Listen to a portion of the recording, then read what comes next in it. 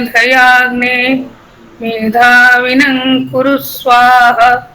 ओम सहनाववतु सहनौ भुनक्तु सह वीर्यं करवावहै तेजस्विनावधीतमस्तु मा विद्विषावहै। ओम शांति शांति शांति। इसके पहले हम लोगों ने नचिकेता और यम के वार्तालाप में हम लोगों ने देखा था कि किस प्रकार से नचिकेता को यमराज प्रलोभन दे रहे हैं कि जो तुम चाहो वो ले लो, लेकिन मृत्यु के विषय में या मृत्यु के बाद आत्मा का क्या होता है, शरीर का क्या होता है, जीवन कहाँ जाता है, तात्पर्य यही है कि मृत्यु के बाद प्राणी की क्या गति होती है, इस विषय में मैं जानना चाहता हूँ और वही जानूंगा। क्योंकि नचिकेता पिता से मृत्यु का शाप लेकर के आया था, तो इसलिए उसके मन में बड़ी जिज्ञासा थी कि मृत्यु के बाद वास्तव में क्या स्थिति होती है। तो इसलिए बार बार यमराज के द्वारा प्रलोभन देने पर भी कि तुम मुझसे बहुत बड़ी भूमि ले लो, तुम मुझसे बड़ी स्त्रियां, सुंदरी स्त्रियां ले लो, ऐसी सुंदरी स्त्रियां जो अपने अपने रथों पर हैं, ऐसी सुंदरी स्त्रियां जो तुम्हारी प्रत्येक इच्छा को पूर्ण करेंगी, अपनी इच्छा से जो चाहो मांग लो तुम। लेकिन नचिकेता कहता है कि नहीं, तवैव वाहास तव नृत्य गीते, कि तुम जो सारे वाहन जो हैं वो तुम अपने रखो, अपने पास नाच गाना अपने पास रखो, मुझे ये सब कुछ नहीं चाहिए। वरस्तु स एव वर्णीय, वर तो मैं वही मांग रहा हूं जो मैंने आपसे कह दिया, क्योंकि आप मेरे अधमर्ण हुए, आपने मुझे वर देने का प्रण किया है, तो इसलिए मैं जो वर मांगूंगा वही आपको देना होगा। इस प्रकार से नचिकेता के कहने पर पुनः यम कुछ कहें उसके पहले नचिकेता तर्क देता है। क्या तर्क देता है? शोभावा मर्त्यस्य यदंतकैतत् सर्वेन्द्रियाणां जरयन्ति तेजः अपि सर्वं जीवितमल्पमेव तवैव वाहास तव नृत्य गीते। 26वें मंत्र में ये कह रहा है। ये हम लोग पढ़ तो नहीं चुके हैं ना? नहीं, 25 तक ही किया था। 25 तक ही पढ़े थे। तो कह रहे हैं यत अंतक शोभावा मर्त्यस्य, यत अंतक, अंतक मृत्यु का संबोधन है। हे अंतक, हे मृत्यु, एतत् सर्वम एतत् सर्वेन्द्रियाणाम तेजः जरयन्ति, ये जो कुछ भी है, आपने जो कुछ भी बतलाया, आपने कहा कि मैं बहुत सा राज्य ले लूं, बहुत बड़ी भूमि ले लूं, बहुत सारा धन ले लूं, हिरण्य ले लूं, सोना चांदी ले लूं, और बहुत सारे मैं नौकर चाकर ले लूं, ये सब जो कुछ भी आपने बताया, ये है भूमि इत्यादि, राज्य इत्यादि, ये सब कुछ है अंतक मर्त्यस्य एतत् शोभावा, मर्त्य प्राणी के लिए ये सब कल तक ही रहने वाले हैं। कल तक माने क्षणभंगुर हैं। शोभावा कल तक भी रहेंगे या नहीं, अगले पल क्या होता है पता नहीं। तो उसी लक्षणा में, उसी अर्थ में नचिकेता कह रहा है कि ये सब कुछ जो है शोभावा, और ये सब क्या करते हैं? एतत् शोभावा, ये शोभाव वाले हैं। शो माने कल, कल तक भाव माने स्थिर रहने वाले हैं। भावा इसलिए कहा क्योंकि भाव के विषय में पहले भी हम लोग चर्चा कर चुके हैं। भाव का तात्पर्य यह है उत्पत्ति से और विनाश तक के बीच में जो 6 चरण हैं। जायते, म्रियते, वो जायते, वर्धते, न परिणमते, अपक्षीयते, स्थीयते, तिष्ठति, स्थीयते और अपक्षीयते और नश्यति। ये 6 अवस्थाएं हैं। इन 6 अवस्थाओं का अवश्यम भावी होना है, इसलिए ये भाव कहलाते हैं। ये जो 6 अवस्थाएं हैं यही भाव कहलाती हैं। तो तात्पर्य यह है कि कल तक ये उत्पन्न हुए आज जो पदार्थ हैं, चाहे वो जड़ पदार्थ हैं चाहे चेतन पदार्थ हैं, चाहे यहाँ की बहुत बहुत बड़ी भूमि का राज्य और स्वामित्व भी क्षणभंगुर है। आज मिला, कल किसी कारण से मेरे हाथ से चला जा सकता है। तो ये तक सर्वम, और ये सब केवल नष्ट होने वाले ही नहीं है, केवल क्षणभंगुर ही नहीं है। अब वो पूछ सकता है भाई क्यों क्षणभंगुर है, मैं दे रहा हूं तुमको, मैं यमराज तुमको ये सब बहुत समय तक के लिए दे रहा हूं, मेरा जो दिया हुआ वो कल तक रहने वाला नहीं है, क्षणभंगुर नहीं है, ये स्थायी है, स्थिर है। तो भी कह रहे यदि स्थायी भी हो, कभी ना कभी तो नष्ट होगा। और क्या होगा, एतत् सर्वेन्द्रियाणाम तेजः जयंती, ये सब कुछ जो है, मैंने प्रभुता जो है, प्रभुत्व और विलास, प्रभुत्व और भोग विलास की जितनी भी सामग्रियां हैं, ये सब इंद्रियाणाम तेजः जरयंती, इंद्रियों के तेज को जीर्ण कर देने वाली होती हैं। मैं जो जितेंद्रिय ब्रह्मचारी हूं, मुझे तुम ये सब लालच मत दो, क्योंकि मैं जानता हूं कि जितने भी ये स्वभाव वाले, जितने भी अस्थाई क्षणभंगुर जितने भी ये पदार्थ हैं, वे केवल नष्ट ही होने वाले नहीं हैं, बल्कि ये सारे के सारे, क्यों कहा प्रभुता पाई काय मदना ही, प्रभुत्व जिसके पास हो गया, तो बड़े से बड़ा राजा हो, बड़े से बड़ा हो, उसको कहीं ना कहीं अहंकार अवश्य हो जाता है, कहीं ना कहीं अवश्य हो जाता है कि मैं, यहाँ तक कि राजा भी, कहीं बिरले राजा ऐसे होते हैं जो अहंकार वाले नहीं होते, जो ये सोचते हैं कि मैं यदि प्रजा पर शासन कर रहा हूँ, जो मैं प्रजा का हित कर रहा हूँ, ये इनके ऊपर कोई एहसान नहीं कर रहा, इनके लिए जो कुछ कर रहा हूँ ये मेरा कर्तव्य मात्र है, ऐसा समझकर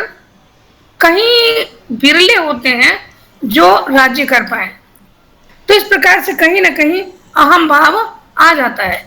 इसी प्रकार बहुत बड़ा कोई दरिद्र है, दरिद्र नहीं भी है, कोई धनी है, टाटा बिरला जैसा है, और उसको उससे भी 10वां गुना अकूत राशि, अद्भुत धनराशि मिल जाए, तो कहीं ना कहीं उसमें यह भाव अवश्य आता है कि मेरे पास कुछ अधिक है। तो इस प्रकार से ये सब इंद्रियों के तेज को, और कहीं ना कहीं जो हमारी एकादश इंद्रियां हैं, ज्ञानेन्द्रियां, कर्मेंद्रियां और मन, इनमें कहीं ना कहीं सब प्रकार से या आंशिक रूप से इनका तेज क्षीण होता है, इनका तेज नष्ट होता है। क्योंकि प्रायः ये देखा जाता है कि जिसके पास कुछ हो गया, जिसके पास धन अधिक हो गया, तो उसने सोचा चलो अब क्या करेंगे, बहुत कुछ करके ठीक है, आराम से मेरा जीवन और मेरे 7 पीढ़ियों तक का काम चल जाएगा। तो इसलिए अधिक क्या करें करके, किसी ने कुछ विद्या प्राप्त कर ली और ये सोचा कि कुछ का अधिक से अधिक विद्या भी प्राप्त कर ली, तो वो सोचता है कि मैं बड़ा पंडित हो गया हूँ, पंडितम मानी हो जाता है, अहम मानी हो जाता है, अपने को पंडित मानने लगता है, अपने को विद्वान मानने लगता है, और जहां अपने को विद्वान मानने लगा वहीं पर उसका वैदुष्य क्षीण होना आरंभ हो जाता है। कैसे क्षीण होना आरंभ हो जाता है, क्योंकि कहीं न कहीं उसके स्वाध्याय में, उसके प्रवचन में, उसके अभ्यास में कहीं न कहीं शिथिलता आती है। ये मनुष्य का स्वभाव है, जो ऐसे नहीं हैं वो अच्छे हैं, लेकिन प्रायः यह मनुष्य का स्वभाव है कि जब भी मनुष्य को कुछ अधिक प्राप्त होने लगता है तो उसमें शैथिल्य आ जाता है। इसी प्रकार किसी को बहुत सारा भोग विलास का साधन मिल गया तो वो उसमें इतना लीन हो जाता है। बहुत सारे राजाओं का ऐसा वृत्तांत इतिहास में आता है कि अमुक राजा भोग विलास में इतना लीन रहने लगे कि उन्होंने अपने राज्य की चिंता करना ही छोड़ दिया, और उससे शत्रुओं ने उन पर आक्रमण कर दिया, उनको जीत लिया। इस प्रकार से बहुत सारी घटनाएं सुनी जाती हैं। तो तेज माने तेज, चाहे वो इंद्रियों का तेज किस प्रकार का, चाहे भौतिक उपलब्धि देने वाला हो, चाहे आध्यात्मिक उपलब्धि देने वाला हो, इंद्रियों का तेज जो है वह निश्चित रूप से बहुत अधिक मिल जाने पर क्षीण होने लगता है। और इस कारण से ये जो वास्तव में जो शोभावा मर्त्यस्य यदंतक, शोभावा मर्त्यस्य, ये जो है इस शोभावामर्त्य का हेतु बता रहे हैं। कैसे ये सारी चीजें शोभाव हैं, कैसे ये सारी चीजें क्षणभंगुर हैं। हमारे पास बहुत सारा बैंक बैलेंस है, बिल्कुल एफडी है, फिक्स डिपॉजिट है, तो वो फिक्स डिपॉजिट भी जब बहुत हो जाता है तो भी वो इंद्रियों को शिथिल करने लगता है, और धीरे धीरे करके वह उसमें हम उससे निकालना शुरू करते हैं, और फिर धीरे धीरे करके वो धन नष्ट होने लगता है, क्षीण होने लगता है। इस प्रकार से इंद्रियों को, इंद्रियों का तेज, इंद्रियों की शक्ति, इंद्रियों का सामर्थ्य सदैव एक सा नहीं रहता है। अंतक है मृत्यु, है यमराज। तो इसलिए अपि सर्वम जीवितम अल्पमेव, उसके अलावा जितना जीवन है, आप जो कह रहे हैं कि जितने दिन चाहो उतने दिन जियो, मैं 100 वर्ष, 200 वर्ष, 1000 वर्ष, 10,000 वर्ष और इससे भी अधिक, यदि मैं पूरे ब्रह्मांड, पूरे कल्प और ब्रह्मांड के काल की भी आयु मांग लूं तो भी वह एक न एक दिन तो मृत्यु को मैं प्राप्त ही करूंगा, क्योंकि मैं मर्त्य हूं।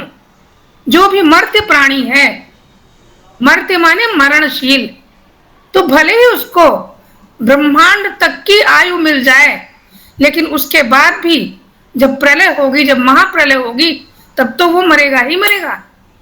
तो इसलिए मृत्यु भी निश्चित ही आनी है, और जो आना है तो अल्पमेव, थोड़ा ही है। तवैव वाहा तव नृत्य गीते, ये सब भैया वाहन जो हैं ये तुम अपने पास रखो, और ये जो नृत्य गीत का मुझे प्रलोभन दे रहे हो ये सब अपने पास रखो, क्योंकि मैं जहां नाच गाने मनुष्य हूं, नृत्य गीत में मस्त हो गया, फिर मैं अपना लक्ष्य भूल जाऊंगा। और तुम तो यही चाहते हो कि मैं जो मरण के, मृत्यु के बाद का जो आत्म तत्व, आत्म विद्या जो मैं जानना चाहता हूं, उसको मैं न प्राप्त कर सकूं, और तुम्हारे बहलावे में, बहकावे में आकर के अपने लक्ष्य को भूल जाऊं। ऐसा नहीं होगा, ये सब तुम्हारे पास रहे, मैं तो वही जो चाहता हूं वही प्राप्त करूंगा। फिर आगे कहते हैं कि अगर तुम धन देने की बात कर रहे हो, कि हाँ बहुत सारा धन ले लो, तो ये बिल्कुल शाश्वत सिद्धांत है कि न वित्तेन, अगले मंत्र में कह रहे हैं, यह मंत्र मेरे ख्याल से स्पष्ट हो गया होगा कि न वित्तेन तर्पणीयो मनुष्यो लप्स्यामहे वित्तम अद्राक्ष्म चेत्वा, अद्राक्ष्म चेत्वा जीविष्यामो यावदीशिष्यसि त्वं वस्तु में वर्णीय स एव। कह रहे जो अगर तुम धन दे दोगे, चाहे जितना धन दे दो, लेकिन हविष्या कृष्ण वर्त में वह भूय एवा भी वर्तते, भगवत गीता में कहा है कि इच्छाएं जो है वो बढ़ती जाती हैं, इच्छाओं को जितना पूर्ण करेंगे उतना इच्छाएं बढ़ती जाएंगी। तो धन जो है वित्तेन तर्पणीयो मनुष्य, मनुष्य जो है वो काम से युक्त होता है। मनुष्य को कितना भी वित्त मिल जाए, लेकिन धन प्राप्त करने की इच्छा पूर्ण नहीं होती, तृप्ति नहीं होती। हम लोग आजकल देख रहे हैं ना, हमारे बच्चों को बिल्कुल मैं अपने आप को दोषी, मतलब हम अपने आप को दोषी मानते हैं कि हम अपने बच्चों को वो संस्कार नहीं दे पाए कि संतोष में, मतलब परम लाभ संतोष प्राप्त करो। जिसको 10 लाख का पैकेज है वो चाहता है 20 लाख का मिल जाए, जिसको 50 लाख का पैकेज है वो चाहता है 1 करोड़ का मिल जाए, 1.5 करोड़ का मिल जाए। और इतना पैकेज कोई कंपनी फ्री में नहीं देती, खून की एक एक बूंद निचोड़ लेती है तब देती है, अपने परिवार से विमुख कर देती है तब देती है। ऐसा भी होता है कि माता पिता घर में हैं और बच्चा अमेरिका और लंदन में है, माता पिता बीमार हैं, उनके पड़ोसी देख रहे हैं, माता पिता की मृत्यु हो गई, किसी की, एक की मृत्यु हो तो भी, दूसरे की हुई तो भी अकेला है, तो पास पड़ोस के लोग उनका दाह संस्कार कर रहे हैं और बच्चे आ भी नहीं सकते। बहुत सारे ऐसे लोग हैं। क्यों? क्योंकि कोई यदि वित्त से तृप्ति होती तो वो बच्चा कहता अमेरिका वाला कि ठीक है, अगर तुम मुझे छुट्टी नहीं देते तो मैं जा रहा हूं छोड़कर, ये लो अपना, क्योंकि मेरे पिता का देहांत हुआ है, मैं अपने पिता के पास जा रहा हूं। लेकिन बच्चा ऐसा नहीं कह पाता, क्योंकि वित्त से तृप्ति नहीं होती, क्योंकि वह मनुष्य है और मनुष्य लोभ और लाभ के लिए वो प्राण देता है। तो कह रहे हैं कि न वित्तेन तर्पणीयो मनुष्यो लप्स्यामहे वित्तम अद्राक्ष्म चेत्वा। और यदि मैंने तुमको देख लिया है, चेत अद्राक्ष्म चेत त्वा, त्वा यहाँ पर भी त्वाम के अर्थ में है। एक दिन बात चली थी शायद पिछली ही बात, तो उसका उत्तर देने से रह गया था कि त्वा और माँ में तो अनुस्वार क्यों नहीं लगता द्वितीयांत। तो ये जो है ये वैदिक व्याकरण का विषय है, और मैंने कहीं वो सूत्र तो नहीं नोट कर पाई, क्योंकि वैदिक व्याकरण के सूत्र की कोई पुस्तक मेरे पास नहीं है इस समय। लेकिन ये था कि माँ और त्वा में अनुस्वार होता है, वो उसका लोप हो जाता है। या ये समझ लीजिए कि माँ और त्वा जो है अस्मत् और युष्मत् के वैदिक रूप हैं। द्वितीया में वैदिक व्याकरण के अंतर्गत जो रूप शब्द रूप बनते हैं उसमें ऐसा ही बनता है। तो यहाँ पर भी उसी तरह कह रहे हैं कि चेत त्वाम अद्राक्ष्म, चेत त्वा अद्राक्ष्म, यदि मैंने तुमको देख लिया है, तुम्हारा दर्शन कर लिया है, तो लप्स्यामहे वित्तम, तो मैं धन तो प्राप्त ही कर लूंगा।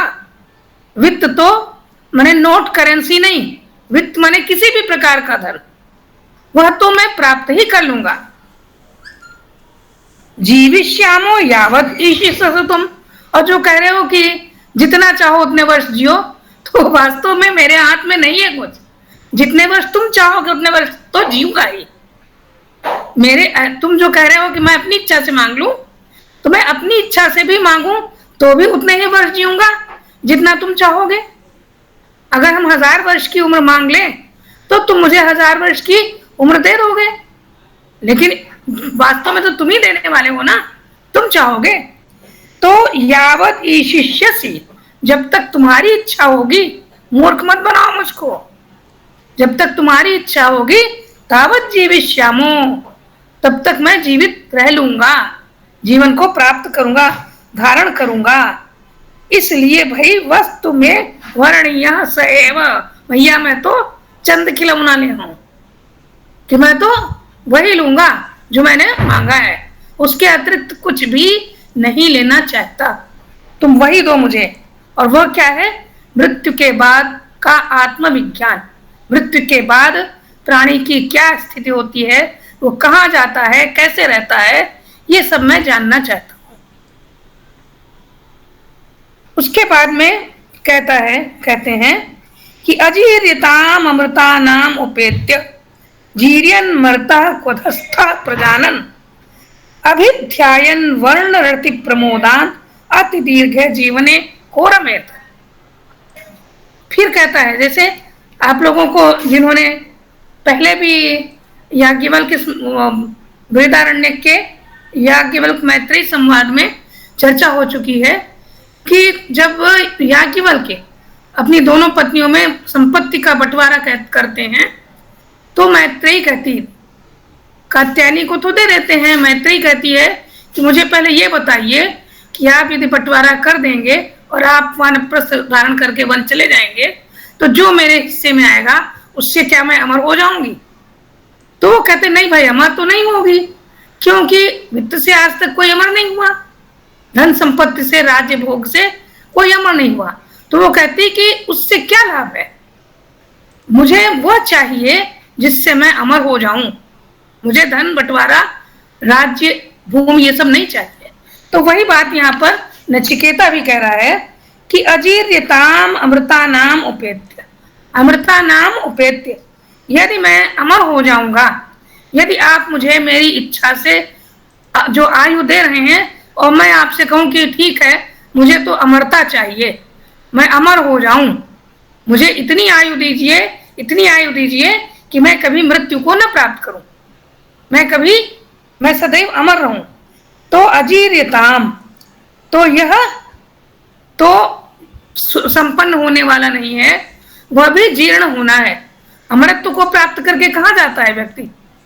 जो अब स्वर्ग को जाएंगे, तो जब स्वर्ग को जाएंगे तो वहां पर भी तो जीर्णता ही है, क्योंकि जितना पुण्य मैंने कमाया है आपका दर्शन करने के लिए, जितना पुण्य मैंने कमाया है आपसे कुछ जानने के लिए, 3 वर प्राप्त करने के लिए, उतना अमृतान उपेत्य, देवताओं के पास जाकर, अमृत देवता का भी नाम है, तो देवताओं के पास जाकर, देवलोक जाकर, स्वर्गलोक जाकर के मैं पुनः जीर्णावस्था को प्राप्त ही करूंगा। क्यों? क्योंकि जीर्यन मर्त्य क्वधस्थ प्रजानन, क्वधस्थ को भूमि के नीचे जो रहते हैं, क्वधस्थ, तो जो पृथ्वी पर रहते हैं, पृथ्वीवासियों के विषय में संपूर्ण ज्ञान प्राप्त करके यदि मैं सब कुछ जान लूंगा, और क्वधा देवताओं का भी नाम है, यदि मैं देवताओं के मध्य रह करके भी बहुत समय तक रहूंगा तो भी मर्त्य जीर्यन, मर्त्य प्राणी तो जीवित जीर्यन जीर्णता को प्राप्त करने वाला ही है। और जैसे जो देवतागण हैं, देवताओं के बीच देवता बन करके यदि मैं रहूंगा तो भी एक न एक दिन पुनः पृथ्वी पर आना ही पड़ेगा, क्योंकि बार बार यह बात कही जाती है कि तेतम भुक्त्वा स्वर्गलोकम विशालम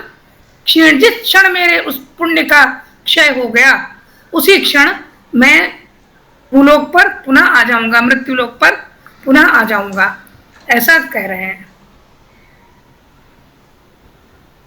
अभिध्यायन वर्ण रति प्रमोदान, और उसके अतिरिक्त जो आप मुझे बहुत सारा अकूत धन, बहुत सारी स्त्रियां, बहुत सारा कुछ भोग विलास जो आप मुझे देने की बात कर रहे हैं, तो वह एक रस जीवन व्यक्त होता है।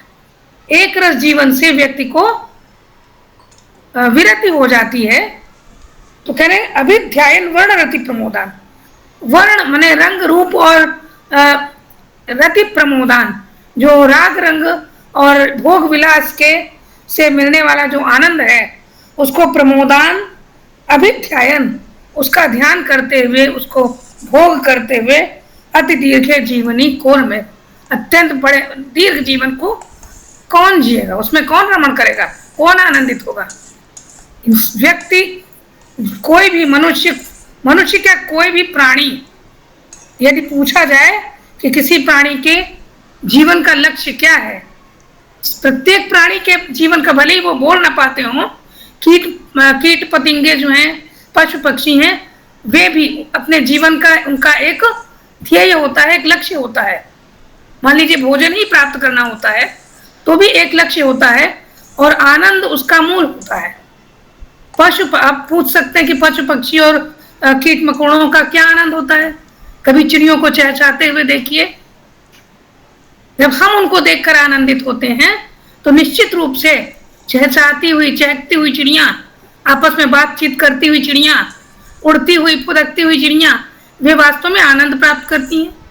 चींटियों को देखिए, पूरी की पूरी पंक्ति में लग करके अपना दाना चुनने के लिए जाती हैं, और उनका जो अनुशासन है वो कैसा, वो भी आनंदित होती हैं। तितलियां घूमती हैं, भौरे गुनगुनाते हैं। तो तात्पर्य यह है कि कोई भी प्राणी वो आनंद के लिए जीता है। और आनंद, मनुष्य का आनंद जो है, मनुष्य किसमें आनंदित होता है? बहुरस में, षड्रस व्यंजन में। यदि रोज का रोज केवल नमकीन वस्तु खाने को मिल जाए, रोज के रोज पराठे मिल जाए, रोज के रोज पूड़ियां मिलने लगे, रोज के रोज बढ़िया, ये तो सामान्य, खूब बढ़िया पकवान मिलने लगे, रोज डेली खूब बढ़िया रसगुल्ला मिलने लगे, इमरती, जलेबी, आइसक्रीम डेली मिलने लगे सुबह शाम, तो क्या होगा? इतनी विरति हो जाएगी कि हम कहें भाई अब बस, इससे आगे नहीं। तो इसलिए कह रहा है, वही कह रहा है कि अभिध्यायन वर्ण रति प्रमोदान, जिन प्रमोदों की, जिन आमोदों की, जिन भोग विलासों की, जिन रति माने राग रंग, तो जिन राग रंग और भोग विलासों को देने की आप बात कर रहे हैं, मुझे तो अभिध्यायन, केवल उनका ध्यान करने में ही ये लगता है कि उनका ध्यान करते हुए ही अति दीर्घ जीवने को रवे, बहुत लंबे जीवन तक कौन जिएगा? मैं तो नहीं जीने वाला।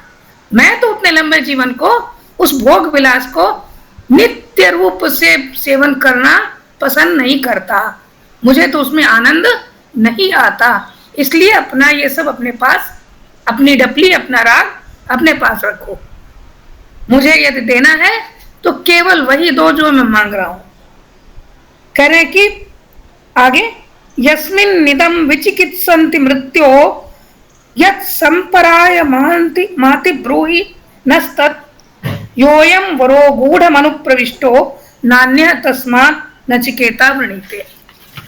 कि हे मृत्यु, कह रहे यस्मिन् इदम विचिकित्सन्ति मृत्यु, यस्मिन्, अब पहले 4-5 मंत्रों पहले की बात याद दिला रहा है कि तुमने कहा था ना कि देवता भी इस विषय में पहले शंका कर चुके हैं, जो तुम पूछ रहे हो। यह 21वें-22वें मंत्र में शायद था, पुरा देवैरपि विचिकित्सम यथा देवैरत्रापि विचिकित्सितम पुरा सुज्ञेयम अनुरेश धर्मा न सुज्ञेयम अनुरेशो धर्मा। ये जो पहले कहा था, तो नचिकेता कह रहा है कि जिसके विषय में हे मृत्यु, जिसके विषय में लोग विचिकित्सा करते हैं, शंका करते हैं, संदेह करते हैं, जिसके विषय में देवता भी पहले शंका कर चुके हैं। शंका कर चुके हैं माने जिज्ञासा कर चुके हैं, संदेह कर चुके हैं। ये जिज्ञासा जो है यह शंका से युक्त ही है, क्योंकि हम लोग जो कहते हैं ना कि मनुष्य मरने के बाद हम सभी लोग, आप लोग, हम लोग ये शंका करते हैं कि भाई, जिज्ञासा करते हैं और शंका भी करते हैं, संदेह करते हैं कि भाई कोई कहता है कि आत्मा रहता है, कोई कहता नहीं रहता है, कोई कहता है कि शरीर ही आत्मा है, जैसे जो चार्वाक इत्यादि कहते हैं कि शरीर के अतिरिक्त कोई आत्मा नहीं है। अन्य लोग कोई कहते हैं कि आत्मा है, कोई कहते हैं नहीं है। तो ये शंका पुराने समय में, प्राचीन समय में देवताओं ने भी की है। यह जो है फिर याद दिलाता है नचिकेता कि हे मृत्यो, जिस विषय में इदम विचिकित्सन्ति, यस्मिन् इदम विचिकित्सन्ति, जिसके विषय में जिज्ञासा की जाती है, संदेह किया जाता है, शंका की जाती है, यत् संपराय, यत् सांपराय, महति सांपराय, जो महति, जो अत्यंत, जो मतलब विशाल, सांपराय माने परलोक, तो परलोक में तत् ब्रूहि नस्तत्, जो परलोक में होता है, इस लोक में तो ठीक है, यहाँ तो आप जो कह रहे हैं ये दे दूंगा, वो दे दूंगा, वो सब तो मैं समझ सकता हूँ, वो तो मैं जान सकता हूँ। इस संसार में ठीक है, मैं ब्रह्मचारी हूँ, मैं अभी छोटा हूँ, मैंने दुनिया नहीं देखी है, मैं गुरुकुल में, आश्रम में रहता हूँ, लेकिन ये सारी चीजें तो मैं जान सकता हूँ विद्या प्राप्ति करने के द्वारा, या जा करके, देख करके। लेकिन परलोक में क्या है, ये तो बिना बताए मैं नहीं जान सकता। तो यत् सांपराय महति ब्रूहि नः तत्, जो परलोक में है, महान परलोक में, महान परलोक क्यों कहा, क्योंकि इसका भी ये, अगर हम पुराण पढ़ेंगे तो पुराणों में कल्पना की गई है, और वो कल्पना वास्तव में मिथ्या नहीं है। आज जो वैज्ञानिक हमारे लोकों की परिधि, लोकों की माप कर रहे हैं, वह हमारे पुराणों में वो माप बताई गई है कि पृथ्वी लोक से अंतरिक्ष कितना बड़ा है।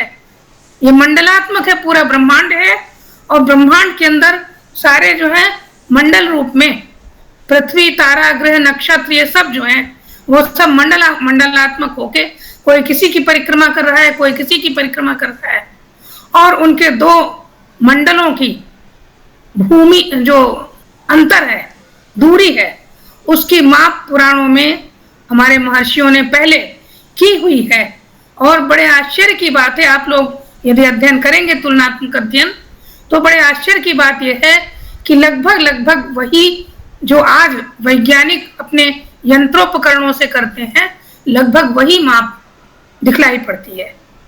वो बात अलग है कि पहले उसका पैमाना कुछ और था और आज उसका पैमाना कुछ और है। अभी हमारे बचपन से लेकर और आज तक पैमानों का नाम बदल गया है। पहले सेर चलता है, अब किलो होने लगा, पहले गज चलता था, मीटर होने लगा। पहले मील चलता था, अब किलोमीटर होने लगा।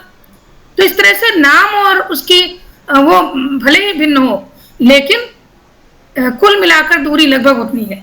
उस चक्कर में हम नहीं पड़ते, लेकिन इतना निश्चित है, उसमें ये कहा गया कि जो हमारा भूमंडल है, पृथ्वी भूमंडल का मतलब केवल ये पृथ्वी की मिट्टी नहीं, जो हम जिस पर हम टिके हुए हैं, जिस पर हम रहते हैं, ये मंडल नहीं, जो हमारा पूरा अंतरिक्ष है, मतलब जो हमारा वायुमंडल है, वो वायुमंडल, जिस वायुमंडल को मिला करके हम पृथ्वी पर रहते हैं।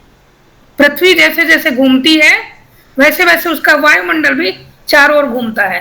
तो वो जो पूरा वायुमंडल है, उससे आगे जो दूसरा लोक है, उसमें बताया गया कि एक छोटा सा उदाहरण कि पृथ्वी से 10 गुना अधिक, जो पूरी परिमाण है, पृथ्वी से 10 गुना अधिक जल है, जलमंडल है, जलमंडल से 10 गुना अधिक वायुमंडल है, वायुमंडल से 10 गुना अधिक अग्निमंडल है, अग्निमंडल से उल्टा कह गया, जलमंडल से 10 गुना अधिक अग्निमंडल है, अग्निमंडल से 10 गुना अधिक वायुमंडल है, और उससे भी 10 गुना अधिक आकाश मंडल है।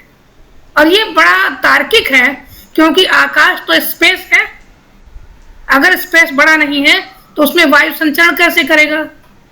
उसके बाद अग्नि, अग्नि जो है वो ज्वाला युक्त होता है, ज्वाला खाली उठने वाली लपट नहीं, ज्वाला माने जो अग्नि तत्व मान लीजिए। तो अग्नि के, और अग्नि का सबसे बड़ा जो धर्म है वो विस्तार होता है, अग्नि फैलता है, तो उसको विस्तार के लिए वायुमंडल आवश्यक है। इसी प्रकार से जलमंडल से 10 गुना अधिक अग्निमंडल है, क्योंकि जल शामक है, और यदि बिल्कुल मिला मिला हो तो आग और पानी में हर समय झगड़ा होता रहेगा। और पृथ्वी जो है उससे 10 गुना, मतलब पृथ्वी मंडल उससे 10 गुना कम है।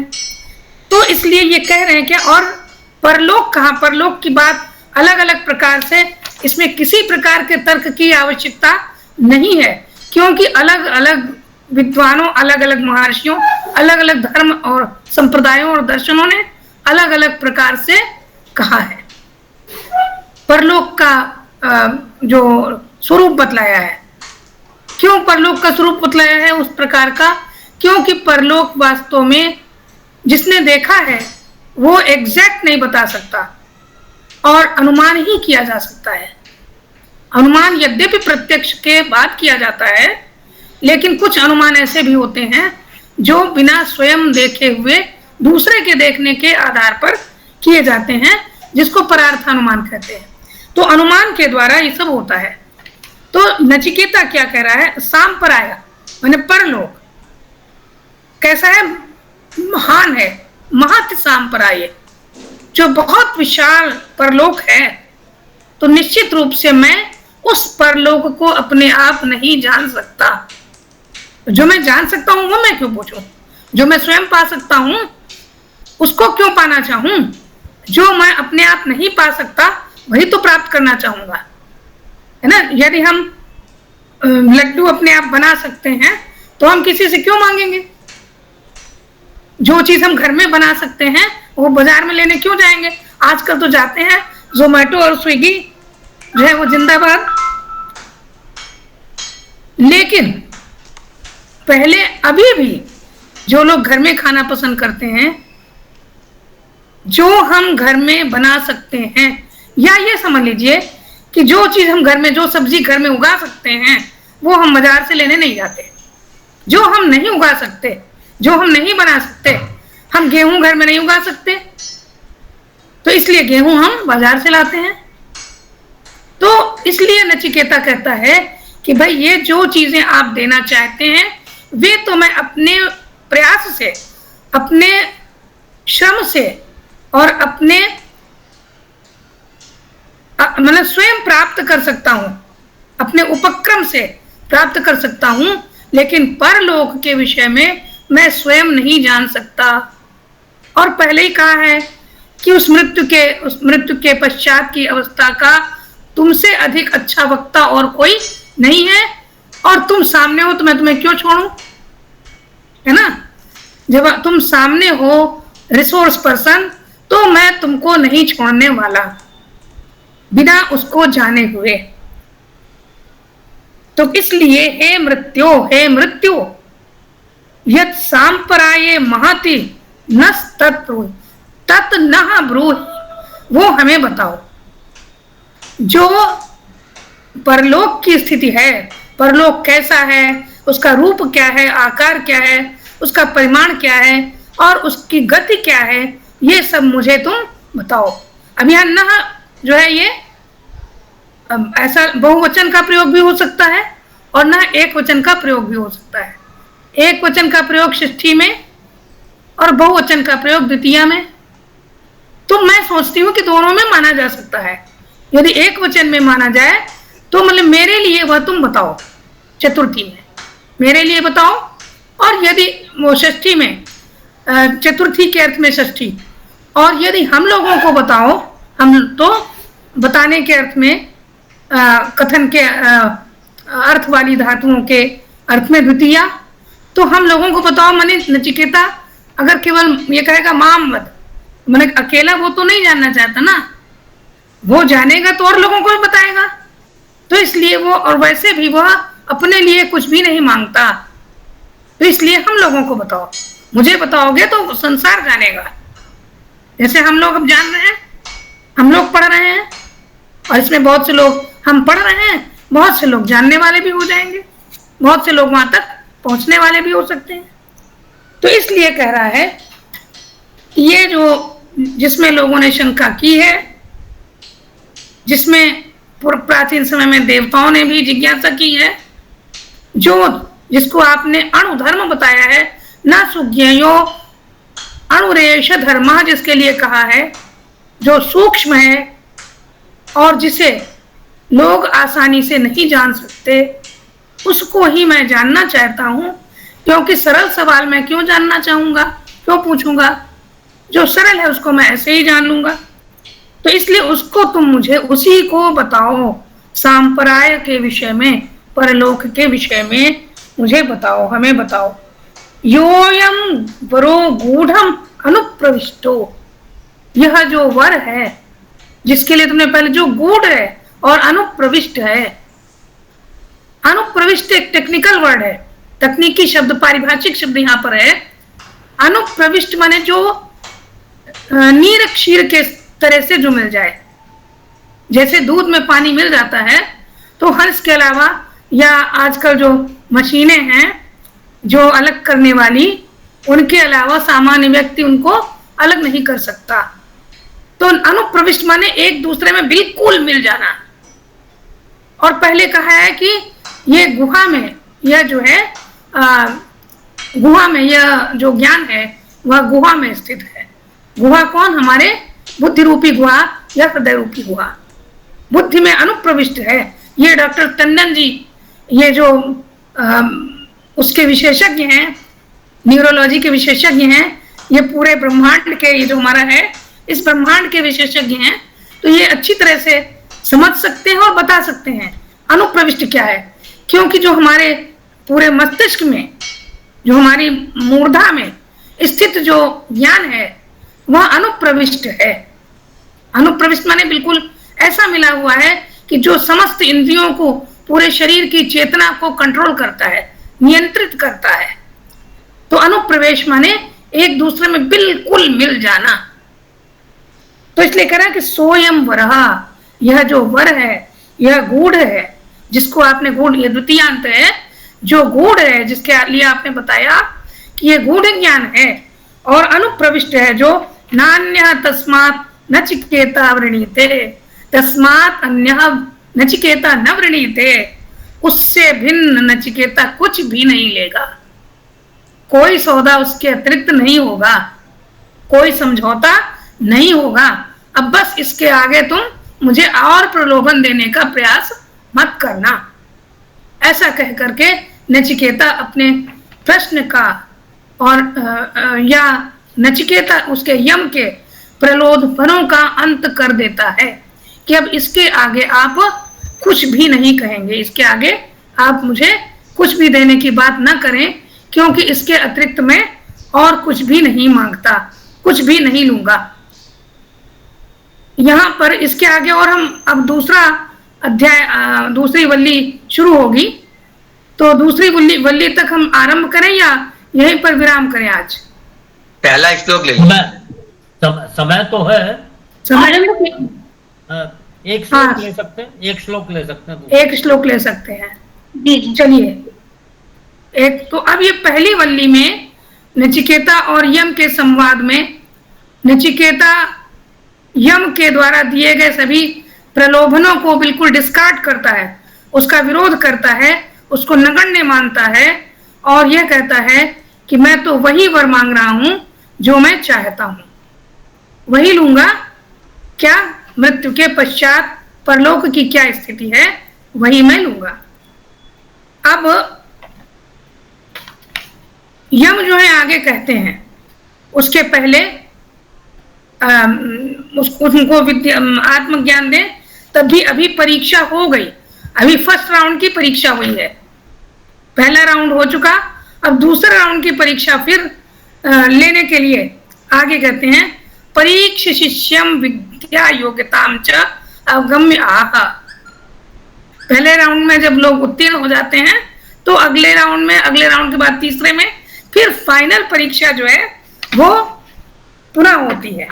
तो अब ये शिष्यम परीक्ष्य, शिष्य की परीक्षा लेकर के, और विद्या योग्यताम च अवगम्य, और उसकी विद्या और योग्यता को भली प्रकार से जान करके। क्योंकि योग्यता को जान करके क्यों? क्योंकि जब तक इंटरव्यू में, साक्षात्कार में, अंतिम राउंड में कि ये पूरी तरह से हमारे प्रकल्प के योग्य है अथवा नहीं, यह जब तक निर्णय नहीं हो जाता तब तक उसको आगे मतलब पूर्ण रूप से सक्षम नहीं माना जाता। तो इसलिए यमराज फिर कहते हैं आह अन्य श्रेयो अन्य दुतैव प्रेय ते उभे नानार्थे पुरुषम स्नीतः तयो श्रेय आददानस्य साधु भवति हीयते अर्थात या उप्रेयो वृणीते। कह रहे हैं कि अन्य श्रेयो अन्य उतैव प्रेय, कि हे नचिकेता, श्रेय और प्रेय ये दो चीजें हैं। अब तुम अंतिम रूप से ये जान लो कि श्रेय और प्रेय ये दो बातें हैं। उभे नानार्थे, नानार्थे माने अनेक अर्थ वाली, माने अनेक कर्मों वाली। श्रेय और प्रेय ये दो बातें जो हैं ये अनेक अर्थ में, अर्थ का अर्थ शब्द का अभिप्राय वैदिक वाङ्मय में कर्म के रूप में या कर्मफल के रूप में किया जाता है, या प्रयोजन के रूप में। अर्थ के बहुत सारे अर्थ हैं, एक अर्थ प्रयोजन भी है, एक अर्थ कर्म भी है। तो इसलिए कह रहे उभे नानार्थे, ये जो दोनों हैं ये पृथक पृथक प्रयोजन वाले हैं, पृथक पृथक लक्ष्य वाले हैं, पृथक पृथक कर्म वाले हैं। कौन? श्रेय और प्रेय। क्योंकि भूमिका बनाते हैं पढ़ाने के पहले, आत्मज्ञान देने के पहले भूमिका बांधते हुए यमराज पुनः कहते हैं कि अन्य श्रेय, श्रेय अलग है, श्रेय का मार्ग अलग है। जो तुम आत्मविज्ञान की के जानने की बात कर रहे हो तो वह श्रेय का मार्ग है, ऐसा बतलाते हुए कहते हैं कि श्रेय का मार्ग भिन्न है और प्रेयश्च, और प्रेय का मार्ग भिन्न है। एक डॉक्टर साहब 10 मिनट बाद बात करते हैं, थोड़ी देर बाद। नमस्ते डॉक्टर, अभी कॉल करेंगे।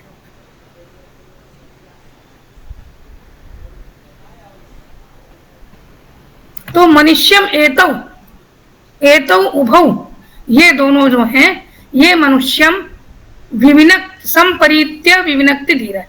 एनम ये जो है मनुष्य को एक मिनट, पहला मंत्र गायब हो गया। अन्य श्रेयो अन्य उतैव प्रिय, श्रेय अलग है और प्रिय का मार्ग अलग है। प्रिय क्या है? जो प्रिय है। कड़वी दवा किसी को अच्छी नहीं लगती, और श्रेय करने वाली, कल्याण करने वाली दवा जो है वो कड़वी होती है, चाहे होम्योपैथिक हो, चाहे आयुर्वेदिक हो, चाहे एलोपैथिक हो। जो दवा कड़वी होगी वो लाभ करेगी। और मीठी गोली पसंद तो सबको है, मीठी दवा पसंद सबको है, लेकिन वास्तव में मीठी दवा से लाभ नहीं होगा। आजकल तो बहुत सारे उपाय हैं जो मीठी दवा से भी लाभ होता है, लेकिन पहले ऐसा नहीं था। तात्पर्य यह है कि श्रेय और प्रेय दोनों मार्ग अलग हैं। तुम जिसको पाना चाहते हो वो श्रेय का मार्ग है, लेकिन वो है बड़ा कठिन। और ते उभय नानार्थे, वे दोनों जो हैं भिन्न भिन्न प्रयोजन वाले हैं, भिन्न भिन्न अर्थ वाले हैं, भिन्न भिन्न कर्म वाले हैं। और पुरुषम सिनीता, वे भिन्न भिन्न प्रकार से पुरुष को बांधते हैं। सिनीता माने बांधते हैं, बांधते तो दोनों हैं, आकर्षित तो दोनों करते हैं, और दोनों ही कर्म के बंधन में मनुष्य को बांधते हैं। श्रेय का मार्ग और प्रेय का मार्ग, ये दोनों ही मनुष्य को कर्म से कर्म के बंधन में बांधते हैं। ततो तयोः श्रेय आददानस्य साधु, और इनमें जो श्रेय का मार्ग है, श्रेय और प्रेय, विद्या और अविद्या भी कह सकते हैं। श्रेय जो विद्या का मार्ग है और प्रेय जो अविद्या का मार्ग है। अविद्या माने विद्या का अभाव नहीं, विद्या माने ब्रह्म विद्या, और अविद्या माने लोक विद्या या वेद विद्या। फिर आप प्रश्न कर सकते हैं कि वेद विद्या क्या ब्रह्म विद्या नहीं है? तो वेद विद्या ब्रह्म विद्या का मार्ग अवश्य है। इसी प्रकार प्रेय श्रेय का मार्ग है, लेकिन दोनों का भिन्न भिन्न प्रयोजन है। कुछ ऐसे हैं जो सगुणोपासक मोक्ष न लेही, कुछ ऐसे हैं जो इसी सगुण की उपासना करते हुए और धरती बार बार जन्म लेना चाहते हैं, और कुछ ऐसे हैं जो निर्वाण चाहते हैं, मोक्ष चाहते हैं, परम पद को पाना चाहते हैं। तो इसलिए कह रहे हैं कि दोनों ही मनुष्य को बांधते हैं। दोनों का मार्ग अलग है, दोनों का लक्ष्य अलग है, और उनमें से श्रेय आददानस्य साधु, जो श्रेय को ग्रहण करता है उसका साधु, श्रेय आददानस्य माने श्रेय को लेने वाला, श्रेय को प्राप्त करने वाला, श्रेय के मार्ग को स्वीकार करने वाला, श्रेय के मार्ग का वर्ण करने वाला जो व्यक्ति होता है, जो साधक होता है, वो साधु। तब तो ठीक है, अच्छी बात है, उसका कल्याण ही होगा। और ईयते अर्थात या प्रयोग रणीते, और यह उ जो है वो अव्यय है, निरर्थक अव्यय है।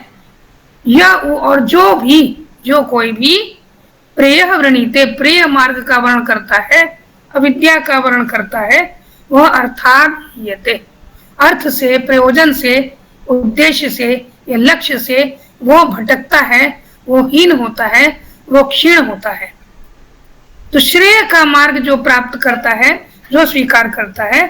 अब यहाँ फिर ये प्रश्न उठता है कि जो श्रेय को विद्या का मार्ग कह रहे हैं और प्रेय को अविद्या का मार्ग कह रहे हैं, माने श्रेय जो है वो ब्रह्म विद्या का, ब्रह्म प्राप्ति का, ब्रह्म साक्षात्कार का मार्ग है, और प्रेय जो है वो वैदिक विद्या का, माने वैदिक विद्या, लोक विद्या का मार्ग है। इसी को परा और अपरा विद्या भी कहा गया है। ब्रह्म विद्या को परा विद्या कहा गया है और वेद विद्या को अपरा विद्या कहा गया है। तो क्या केवल श्रेय का वर्ण कोई कर सकता है या करे, ये प्रश्न उठता है, या क्या केवल प्रेय मार्ग का वर्णन करने वाला, जो कहा कि वो अर्थात हीयते, अपने अर्थ से भटकता है। अब यहाँ अर्थ क्या है? पुरुषार्थ। कौन सा? जो चतुर्थ पुरुषार्थ, अंतिम पुरुषार्थ मोक्ष है। मोक्ष प्राप्त, मोक्ष को अंतिम पुरुषार्थ, चतुर्थ पुरुषार्थ माना गया, और वास्तव में मोक्ष की प्राप्ति ही प्राणी मात्र का, विशेषता मनुष्य का, वह साध्य है, चरम साध्य मोक्ष की प्राप्ति ही है। तो ये प्रश्न उठता है अब कि क्या प्रेय का मार्ग, अपरा विद्या का मार्ग, अविद्या का मार्ग, जिसके लिए यहाँ पर यह कहा गया अर्थात हीयते, पुरुषार्थ से भटकता है, हीन होता है, परहित होता है, तो क्या यह बिल्कुल निरर्थक है? माने हम जो मोक्ष को प्राप्त करने वाला है, फिर वो क्यों प्रेय का वर्ण करे? वेद का वैदिक मार्ग का वर्ण क्यों करे, अविद्या का वर्ण क्यों करे, अपरा विद्या को क्यों प्राप्त करे, है ना। क्योंकि वेद विद्या के लिए भी कहा गया है कि वेद विद्या कैसी है, जो नाना प्रकार के अर्थों को प्रदान करने वाली है, या कहिए सकाम विद्या। सकाम कर्म और निष्काम कर्म का जो उनके मार्ग पर चलने के लिए, वेद के मार्ग पर चलना सकाम कर्म के भोग को प्राप्त कराता है, और ये जो ब्रह्म विद्या का ब्रह्म मोक्ष मार्ग को प्राप्त करने के लिए निष्काम कर्म पर चलना ये होता है।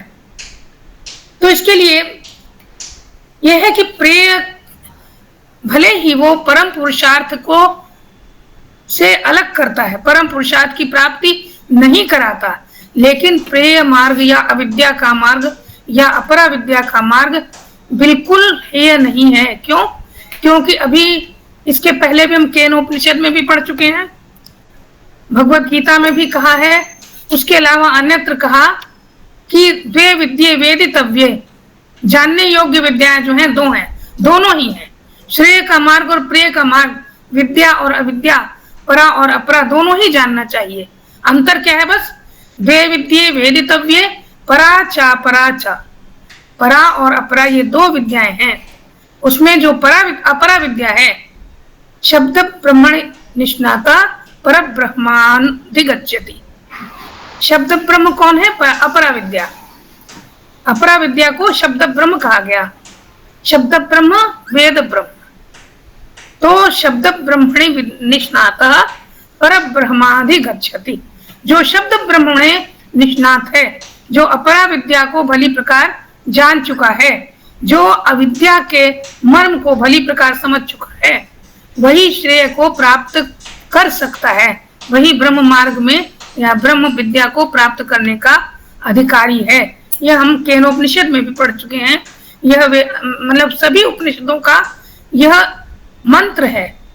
वेदांत उपनिषद माने वेदांत, और वेदांत का मंत्र है, वेदांत की प्राप्ति का, वेदांत में प्रवेश का अधिकारी वही है जिसने अपरा विद्या को, वेद विद्या को सांगोपांग वेद का अध्ययन करके, मतलब स्वाध्याय करके, स्वाध्यायोध्येतव्य, स्वाध्याय करके, स्वाध्याय को वेद को भी कहते हैं, स्वाध्याय करके वेद का अध्ययन करके, कैसे सांग उपांग माने सांग अंग के सहित जो 6 अंग बताए गए हैं, वेदांग, शिक्षा, कल्प, निरुक्त, व्याकरण, छंद, ज्योतिष, और उपांग वेद। उपांग कौन कौन? आयुर्वेद इत्यादि हैं, आयुर्वेद, धनुर्वेद, शिल्प और संगीत।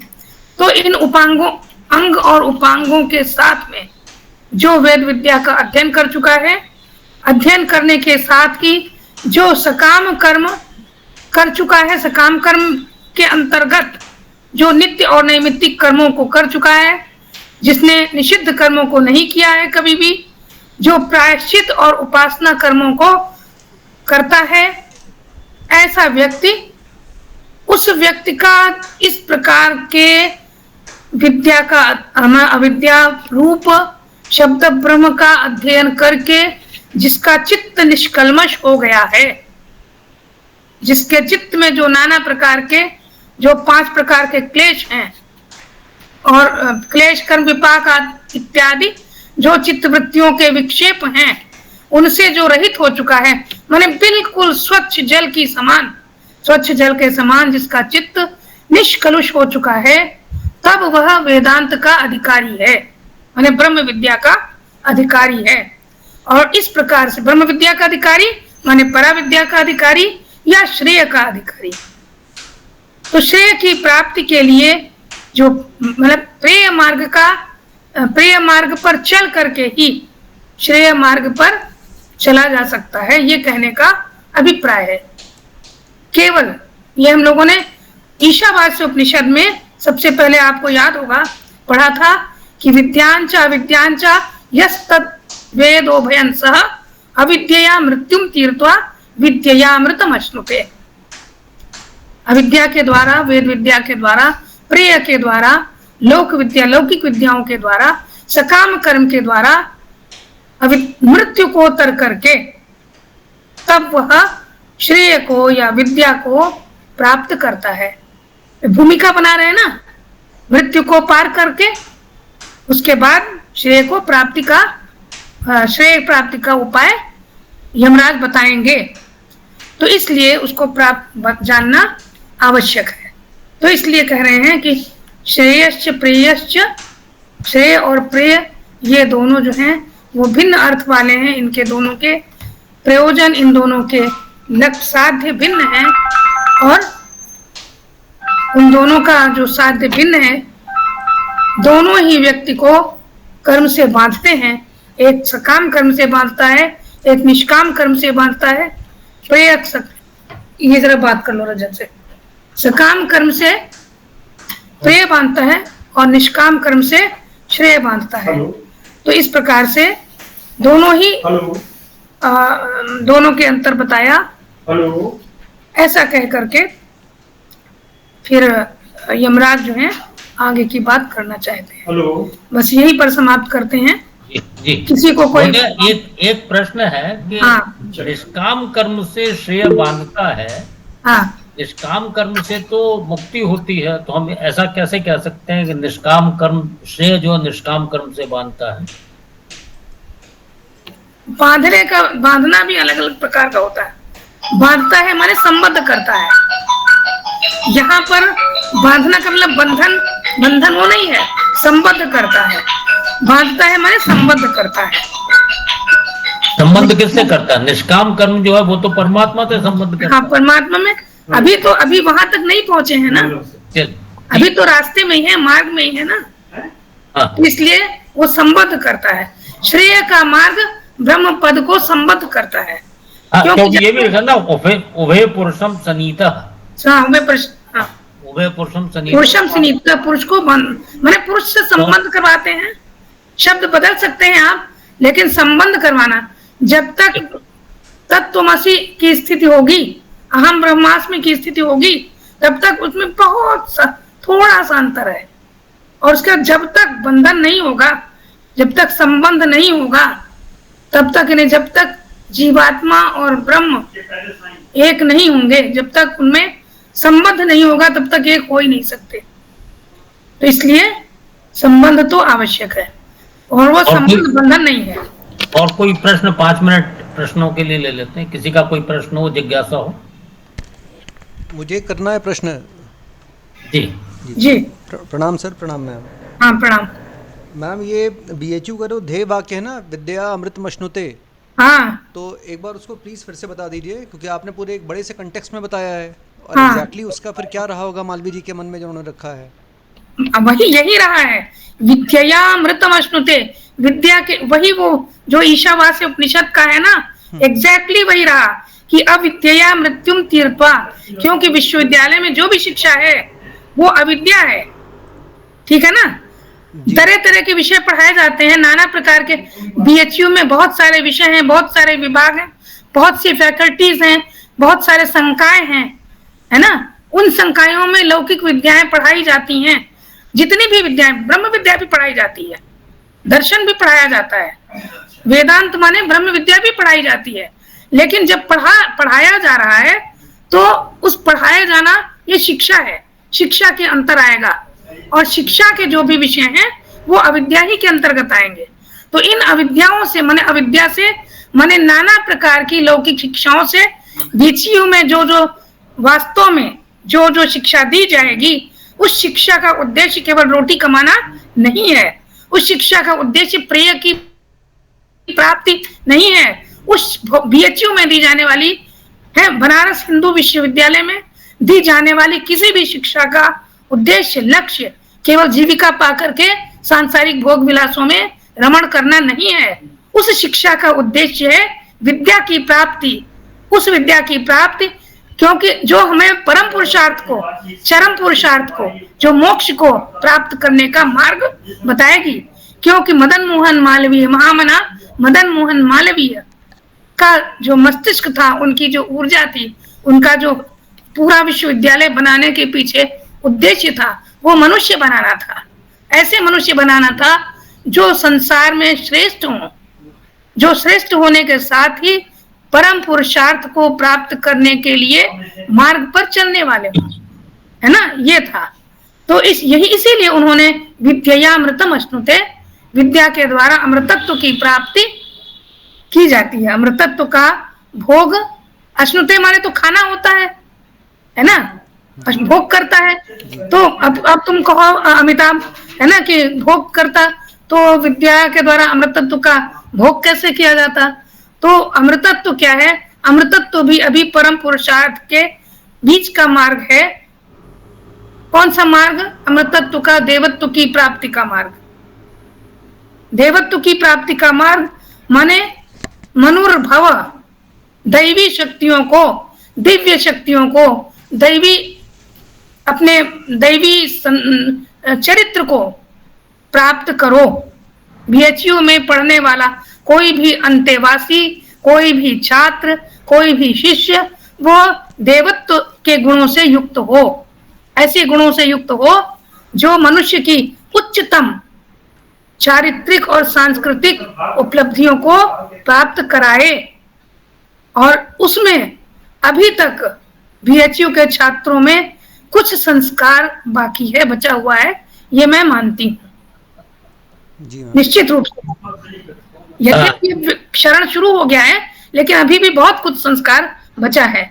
और मैं ईश्वर से प्रार्थना करती हूँ कि महामना मदन मोहन मालवीय का जो ये वाक्य था, देवत्व की प्राप्ति, जब देवत्व की प्राप्ति होगी, अमृतत्व की प्राप्ति होगी, तो अमृतत्व की प्राप्ति करके व्यक्ति ब्रह्म प्राप्ति की, माने ब्रह्म साक्षात्कार के लिए भी अपना मान, अपनी दृष्टि और अपनी योग्यता, अपनी क्षमता, अपना सामर्थ्य बना सकता है।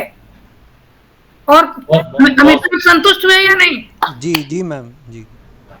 हाँ, लेकिन एक यहाँ एक जैसे होता है ना स्टैच्यूरी वार्निंग, अविद्या हाँ। छोड़ मत दीजिएगा, वो भी काम की चीज है। बिल्कुल बिल्कुल नहीं, हाँ वो तो है ही है, क्योंकि अविद्या तो एक सीढ़ी है भाई। एकदम से छलांग लगाए तो क्या होगा? इसीलिए देखिए गृहस्थ आश्रम को, जो 4 आश्रम हैं, ब्रह्मचर्य, गृहस्थ, वानप्रस्थ और संन्यास, उनमें गृहस्थ आश्रम को सबसे श्रेष्ठ आश्रम क्यों, उसको सर्वश्रेष्ठ आश्रम क्यों माना जाता है? क्योंकि गृहस्थ आश्रम वो समझ लीजिए एक वानप्रस्थ और संन्यास की ओर जाने का मार्ग है। जो व्यक्ति केवल ब्रह्मचारी रहता है, आजीवन ब्रह्मचारी, उसको भी बहुत अच्छी दृष्टि से, वो ठीक है, पूज्य है, लेकिन उसको उत्कृष्ट दृष्टि से नहीं रहे। अगर एक गृहस्थ जो वास्तव में गृहस्थ के सभी गुणों से युक्त है, जो नित्य अग्निहोत्र करता है, जो पंच महायज्ञ करता है, जो अपने दायित्व का पालन करता है, ऐसा गृहस्थ और आजीवन ब्रह्मचारी 2 यदि हो तो उसमें गृहस्थ उत्तम माना जाएगा। तो जो केवल ब्रह्मचर्य आश्रम में रहता है आजीवन, वो भी उत्तम नहीं है। जो साक्षात संन्यास आश्रम में होता, अपवाद सर्वत्र होंगे, क्योंकि तुरंत यहाँ से ही कोई प्रश्न उठ जाएगा कि शंकराचार्य तो संन्यास में ही चले गए थे, है ना, छोटी उम्र में। तो अपवाद, एक्सेप्शन सारे भी है, अपवाद सर्वत्र होते हैं। तो लेकिन सामान्यतः जो बिना ब्रह्मचर्य, गृहस्थ और वानप्रस्थ में प्रवेश किए डायरेक्ट संन्यास को चाहता है, तो वो उत्तम नहीं है। हाँ, ये हो सकता है जैसे शंकराचार्य जो है, क्योंकि हम जीवन को एक जन्म से मृत्यु तक नहीं मानते, हमारी जो परंपरा है वो जीवन को अनंत मानती है। तो पिछले जन्म के संस्कार में कहीं न कहीं शंकराचार्य का गृहस्थ रूप अवश्य रहा होगा, इसलिए वो इतने छोटे से होकर के संन्यास में पहुंच गए, छोटी अवस्था में। तो लेकिन इसी प्रकार वानप्रस्थ में तो खैर बिना गृहस्थ के जा ही नहीं सकता, क्योंकि वानप्रस्थ की जो अर्हता है, एलिजिबिलिटी है, वही ये है कि जिसने गृहस्थ का पालन करके, अपने संततियों का योग्य परिपोषण करके, उनको योग्य स्थान पर पहुंचा करके, उन पर अपने गृहस्थी का भार सौंप करके, अपने संस्कार युक्त संतानों पर गृहस्थी सौंप करके, जिन्होंने वानप्रस्थ ग्रहण किया है, और हम आप वानप्रस्थ में हैं, जो स्वाध्याय और प्रवचन करते हैं, जो पढ़ते पढ़ाते हैं और अपना जीवन यापन करते हैं। बस थोड़ा सा अंतर है, वहां यह है कि वानप्रस्थी बिल्कुल अपनी अनिवार्य आवश्यकताओं के साथ जिए। हम लोग उससे थोड़ा आगे हैं।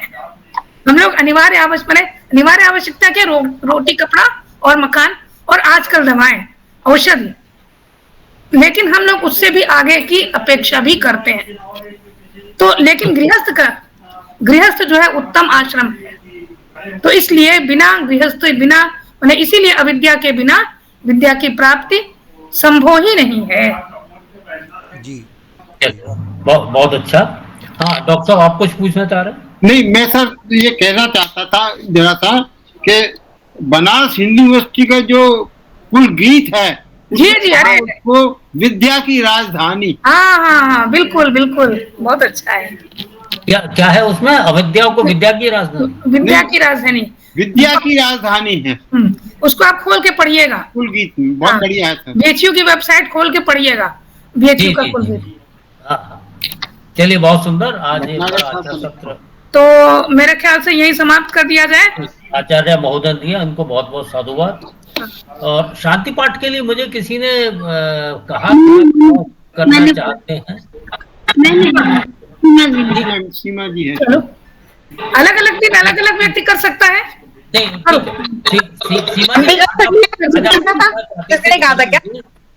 मैं करती हूँ। हाँ, करो। करिए।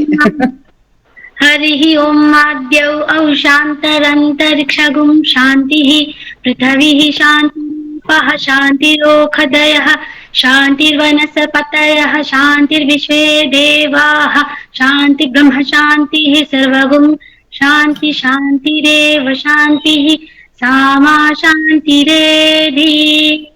शांति शांति ओम शांति। यजुर्वेदी हो? यजुर्वेदी आश्रम से सीखा है। गुरुकुल से? आश्रम से, हाँ।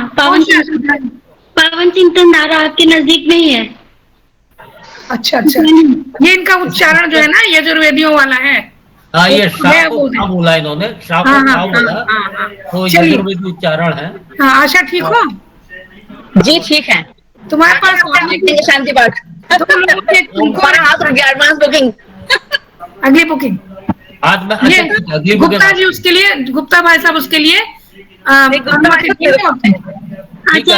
आपकी हो गई। ये जो मैं ये सीमा जी को बोल रहा था कि आज मैं ओम शांति शांति शांति ही बोल रहा हूँ। जी, मैं कह रही हूँ कि आपसे मिलना चाहती हूँ। मैं तो अभी दूर में हूँ। कहाँ रहती हो? मैं तो अभी कर्नाटक मैंगलोर में हूँ। मैंगलोर। अरे बाप रे, कर्नाटक से लखनऊ जब आओ तो मिलो। मैं तो लखनऊ में रहती हूँ। आप लखनऊ में? नोएडा में नहीं है? नहीं, मैं लखनऊ में हूँ। अच्छा, लखनऊ आओ तो जरूर मिलो। अधिकतर लोग इसीलिए कह रही है आपके पड़ोस में। कोई बात नहीं। जी जी, चलिए, अच्छा, ये अच्छी बात है, इतनी दूर होकर भी सब पड़ोस में। नमस्कार। नमो नमः, सभी को नमो नमः। नमो नमः। सभी को नमो नमः।